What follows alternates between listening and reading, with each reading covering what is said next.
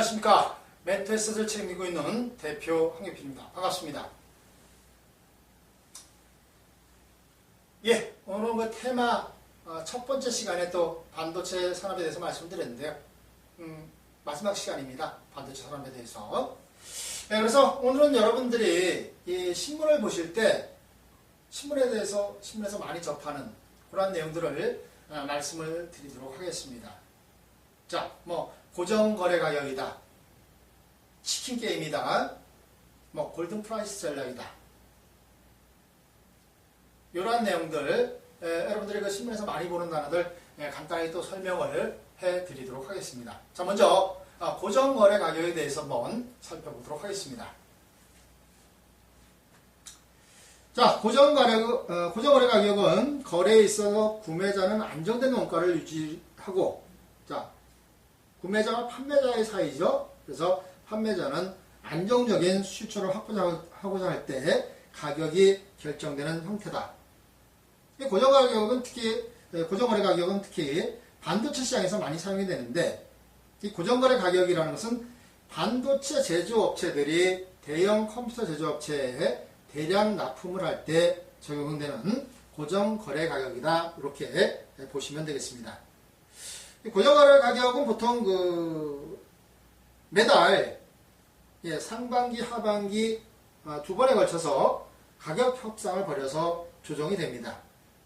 가격은 보통 대만 현물 시장에서 거래되는 반도체 현물 가격보다는 조금 낮게 책정되는 것이 특징이고요. 자, 그리고 이제 아주 중요한 내용이죠. 공정 미세화. 이것이 바로 D램 업체들의 가격 경쟁력을 나타내는 그런 구조거든요. 그래서 공정 미세화, 우리 그때 얘기할 때 보통 나노 공정이라고 얘기를 많이 합니다. 그러니까 나노 공정이라는 것은 반도체의 폭을 100나노 이하로 생산하는 반도체 공정을 나노 공정이라고 얘기를 하는데, 지금 삼성전자 같은 경우는 20나노 초반대까지 와 있습니다. 그래서 공정 미세화라는 것은 기본적으로 웨이퍼에서 더 많은 반도체를 생산하기 위한 노력의 일종이다. 이렇게 보시면 되겠습니다. 결국은 수율을 높이는 거죠. 그러니까 그 웨이퍼에서 어떻게 분량을 안 내고 많은 그 반도체를 만들어낼 수 있느냐. 그래서 반도체를 구성하는 회로의 선폭, 요거를 줄여가지고 동일한 성능을 내면서도 반도체 칩의 크기를 더 작게 만드는 거죠. 그래서 이 회로의 선폭을 10나노만큼 줄였을 때 그 웨이퍼 한 장에서 만들 수 있는 반도체 칩의 개수는요, 한 50에서 60% 정도 증가한다는 겁니다. 생산성이 엄청나게 늘어나는 거죠. 그렇기 때문에 이 반도체 회사들은 계속해서 나노 공정을 낮추는 겁니다. 회로 선폭을 줄이기 위해서. 40나노, 30나노, 20나노 이런 식으로. 그래서 지금 앞선 기술력과 원가 경쟁력, 바로 대한민국 반도체 회사들의 세계 시장을 주도할 수 있는 이러한 경쟁력을 갖추고 있다, 이렇게 보시면 되겠습니다. 자, 기본적으로 이 반도체 회사들이 나노 공정에 사활을 걸고 있습니다.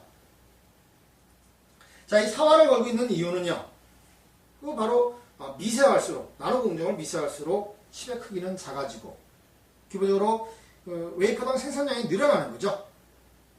자, 그러면 그 늘어난 생산량을 통해서 원가를 낮출 수가 있습니다. 제조 단가를요. 그러면 자연스럽게 경쟁력이 높아지기 때문에 대부분 회사들이 공정 미세화에 사활을 걸고 있다, 이렇게 보시면 되겠습니다. 자, 다음은 삼성전자의 D램 미세공장 현황입니다. 자, 2009년도에 40나노급 양산을 하고 2010년도에 30나노급. 자, 그리고 이제 20나노급으로 들어왔죠. 거의 지금 더 줄일 수 없는 수까지 들어왔다, 이렇게 업계에서는 보고 있거든요. 근데 계속해서 줄어들고 있습니다. 지금 2013년 상반기에는 20나노 초반까지도 양산할 것이다.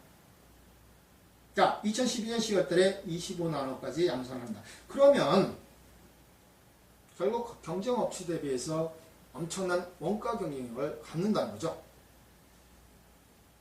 그리고 이제 후발주자들이 계속해서 따라오는 구조다 이렇게 보시면 되겠습니다. 자, 다음은 여러분들이 이제 신문 보시다 보면 골든 프라이스 전략이다 이런 얘기를 많이 듣습니다. 자, 이 골든 프라이스 황금 가격이죠.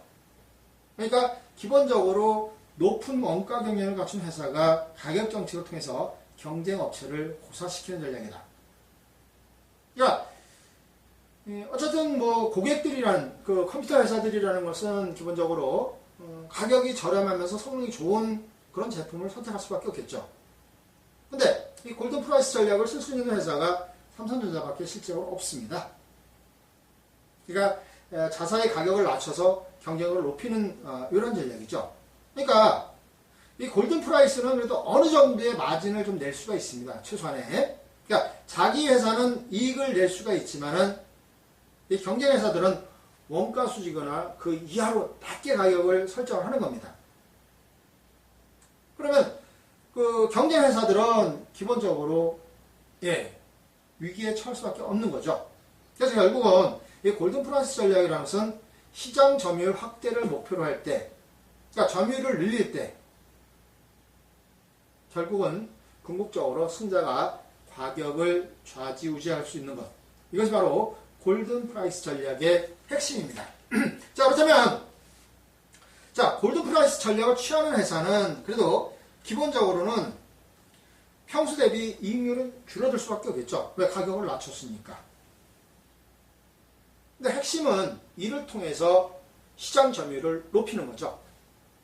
그러니까 상대방 회사는 어차피 그 골든 프라이스 전략을 취하는 회사의 그 가격을 맞춰서 따라갈 수밖에 없거든요. 그렇지 않으면 제품 판매가 어려우니까요. 그러니까 상대방을 일종의 고사시키는 전략이죠. 그러다 보니까 경쟁 회사들은 시장 점유율이 계속해서 줄어들고 실질적으로 이익을 낼 수 없는 구조로 진입을 합니다. 그러다 보면 적자를 낼 수밖에 없겠죠. 결국에는 부도 위험에 직면을 할 수가 있습니다. 자, 또 하나의 전략은요, 바로 치킨 게임입니다. 자, 치킨 게임이라는 것은 이제 영어로 속어로 이제 겁쟁이라는 뜻을 얘기하는데요. 상대가 무너질 때까지 출혈 경쟁을 하는 것. 예전에 보면은 영화인가요? 그 이유 없는 반항을 보면은 자동차를 끌고서 절벽까지 달리게 하는 이런 내용들을 좀 볼 수가 있었는데요. 또 치킨 게임이라는 것은 이제 기본적으로는 먼저 핸들을 꺾는 사람이 지는 거죠. 마주보고 차를 달리다가 먼저 핸들을 꺾는 사람이 지는 것이다. 이거 이제 보통 이제 치킨 게임을 얘기할 때 우리가 알 수 있는 내용인데요. 이 반도체 쪽에서는요. 그러니까 사활을 거는 겁니다. 상대가 무너질 때까지 치킨 게임을 한다. 출혈 경쟁을 한다. 결국에는 한 기업이 망할 때까지 가격을 내리는 싸움. 이것이 바로 불경기에 많이 사용을 합니다. 결국은 어느 한쪽이 양보를 해야 되겠죠. 그 양보를 하는 쪽은 힘이 약한 회사들입니다. 그래서 이 기본적으로 이 치킨 게임을 벌이는 분야를 보면은요, 대부분 그 고정 비용 부담이 크거나 처음으로 시장에 뛰어드는 그 기업에는 높은 진입 장벽이 있거나 한번 사업에서 철수했다 다시 뛰어들기 힘든 부분, 이런 부분이 대부분의 치킨 게임에서 사용이 됩니다. 그래서 가장 중요한 건 결국에는